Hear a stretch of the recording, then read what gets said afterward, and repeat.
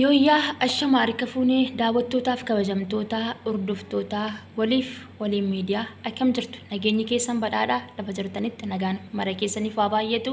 kan keessaa kana laa kaffagoo kan dhiyoo xiqqaaf guddaa hundi keessan akkam jirtu nagaadha miti ani galata rabbii nagaa kooti sinis nagaa akka qabdan abdii guddaan qaba nagaan hangafa waan hundumaati nagaan bu'uura waan hundumaati ilmi namaa tokko nagaa yoo qabaate malee dalagachuu hin danda'u nagaa yoo qabaate malee bakka yaadeef bakka hawwiisa ga'uu hin danda'u. Nagaa dhabee kan rakkatu baay'eedha. Nagaa dhabee kan dhiphatu baay'eedha addunyaa kanarratti. Nagaan hunda keessaniif haa baay'atu. An nagaa kootti galata rabbii nagaa kootti aansuudhaani beeksisa chaanaalii kana qabadhee gara keessan dhufee jira jechuudha. Miidiyaan kun kanaan dura yookiin immoo chaanaaliin kun kan ittiin beektan michuu miidiyaatiin daawwachaa akkasuma ordofaa itti bohaaraa irraa barachaa kan turtan michuu miidiyaati. Amma immoo michuu miidiyaa irraa gara walii miidiyaatti jijjiiramee jechuudha. Maaliif jechuun keessan hin oolu obboleettiin kanaan dura asirratti hojjechaa turte isin bashannansiisaa akkasuma immoo viidiyoolee garaagaraa isin biraan gahaa turte yeroo ammaa kana chaanaalii kana gurgurtee jirti jechuudha. Chaanaalii kana immoo irraa kan bite anaaf hiriyaa kooti nama lama taaniitu irraa binnee jechuudha chaanaalii kana. Akkuma kanaan duraatti nu tumsaa turtan chaanaalii kana cina dhaabbachaa akkasuma gargaaraa turtani ammallee nu biraa inafinaa nu gargaaraa akkasuma immoo nu tumsaa nu cina dhaabbadhaa isiniin jenna daran hankanaan duraa caalaa viidiyoolee garaagaraa wantoota isin barsiisu wantoota isin bashannansiisu qabannee isiniif hin dhiyaanna aniif hiriyaan kee waliin taane jechuudha isinirraa kan eeggamu.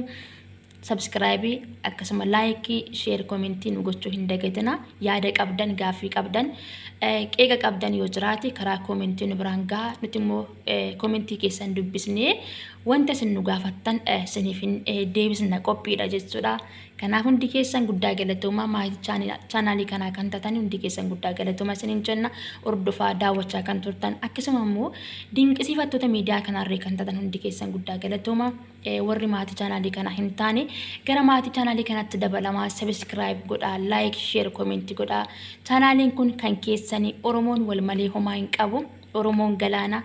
Oromoon saba hedduudha Oromoon miliyoona Oromoon saba lakkaa'amuu hin dandeenyedha. Kanaaf nu cina dhaabbadhaa nu tumsaa nu jajjabeessaa isiniin jenna nuti kan keessani isin immoo kan keenya chaanaaliin kunis kan keessani wantoota garaagaraa kan isin bohaarsu kan isin bashannansiisu barnoota of keessaa kan qabu ani firiyaan kiyya isin biraan hin geenye isiniin jenna hundi keessan iyyuu guddaa galatoomaa viidiyoo biraatiin amma walitti deebinutti turtii gaarii qabaadhaa isiniin jenna like gochuu hin dagatinaa akkasuma immoo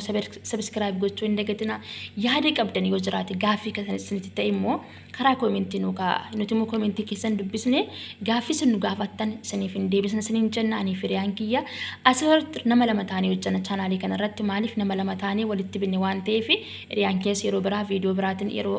dhufnu hin mul'atti jechuudha nama lama taanee irratti hojjanna nama lama taanee binne waan ta'eef isiniin jenna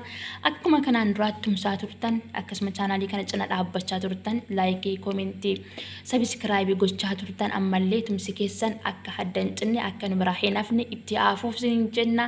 yeroo akkana jennu immoo waan biraan miti like qofaan nu gargaara akkasumas immoo subscribe nu godhaa comment like share nu gochuu hin dagatinaa isiniin jenna